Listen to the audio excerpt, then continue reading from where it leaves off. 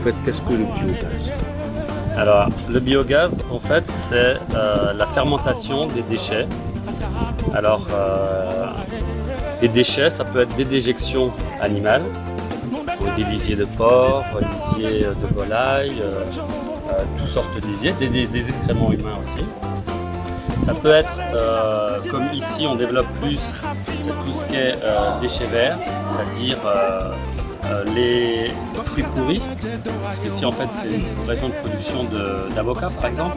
Donc là on a mis par exemple dans le digester des avocats pourris, des corossoles, enfin, tous les fruits pourris et des bananes pourries. Voilà à peu près les types de déchets qu'on peut mettre dans une installation comme ça. Et donc en fermentant, ces déchets vont produire un gaz qui s'appelle du biogaz. Et donc ce biogaz est fait à 50 à 60% de méthane. Comme le gaz de ville c'est du méthane. Et voilà, il y a à peu près 60% de méthane. Et donc ce méthane est un combustible qui va permettre de cuire, de faire de la cuisson, de faire de l'éclairage, mais aussi va permettre d'alimenter des groupes électrogènes pour produire de l'électricité. Voilà à peu près ce qu'est le biogaz. Et donc au-delà une fois que la matière, il y a une partie qui part en gaz et le reste, une fois que c'est digéré, ça fait un digestat qu'on appelle et un engrais.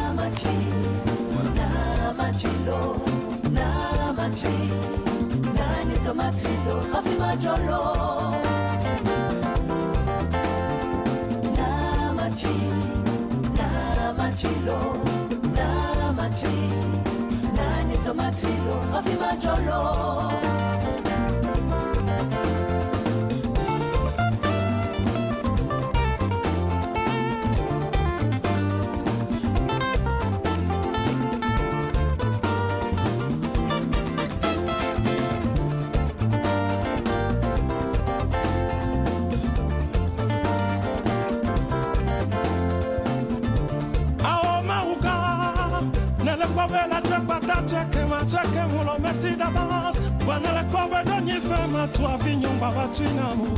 Fara katanga bakoto, santing bati nous n'ona wa webine wa doit sur le bawe. Na machilo, na machi, na neto machilo, rafi majolo. Niento machi, niento abima de machilo. Après les explications qu'on peut donner pour le biogaz.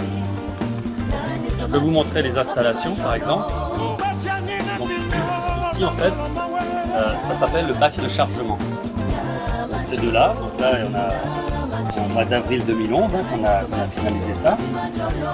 Ce bac de chargement permet d'incorporer donc toutes ces matières organiques. Donc là on a des déchets des arbres autour. Vous voyez, il y a un bâton, en fait, on va pousser dans le tuyau qui est là, avec de l'eau, pour homogénéiser tout ça. Et ça va aller dans une cuve, qui a une cuve réceptrice. Et cette cuve, en fait, ne fonctionne sans oxygène. Il ne faut pas que ça soit à l'air libre. C'est pour ça qu'on met de l'eau, comme ça on est sûr que la matière organique, elle est à l'intérieur. Le tuyau va au bas de la cuve, comme ça on ne met pas d'air dedans. Et au-dessus de la cuve, en fait, c'est une cuve comme comment vous avez peut-être une grosse casserole, enfin, je sais pas comment vous pouvez imaginer ça, avec au-dessus, bombé comme ça, c'est un dôme. Et donc on va sortir le gaz. Le gaz, en fait, va buller à l'intérieur et va sortir par ce dôme. Alors ici, on imagine, si vous voulez, ici on a un dôme comme ça, plus une cuve. Donc là, on a eu une grande aide des villageois pour casser les pierres, pour faire le trou, parce qu'ici c'est quand même rocailleux, hein. Il a fallu vraiment de l'aide du village, hein, dont le président du Giuligno qui est à côté de moi, donc elle peut vous en dire quelque chose. Donc le gaz est canalisé ici, et donc ce gaz qui a bullé à la surface de notre grand récipient en dessous, va via des canalisations, en fait, est canalisé. Donc là on peut voir ici là-bas il y a la montée en pression, et quand vous regardez le manomètre là-bas, on va mettre le... Hop. Et là, vous voyez, ça remonte. Il y a le gaz sous pression qui arrive juste au manomètre. Et après, il y a le cylindre blanc qui est le filtration, parce qu'il y a toujours des impuretés comme l'H2S, du soufre un peu notamment. Donc ce filtration qui a été réalisée par le centre Songhai, donc, parce que toutes ces installations étaient réalisées par le centre Songhai de Porto Novo. Hein. Donc cette filtration permet d'épurer le...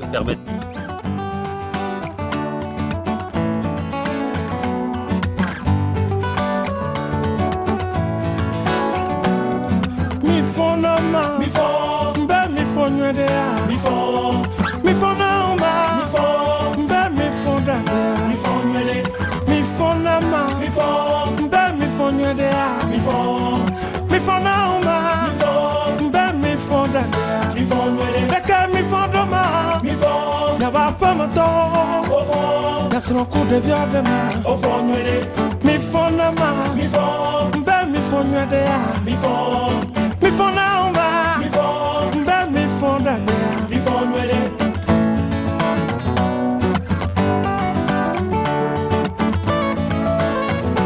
ya welo me ya mi je yo me na mulo wa ya welo me ya mi ya mi va ya welo me ya mi je yo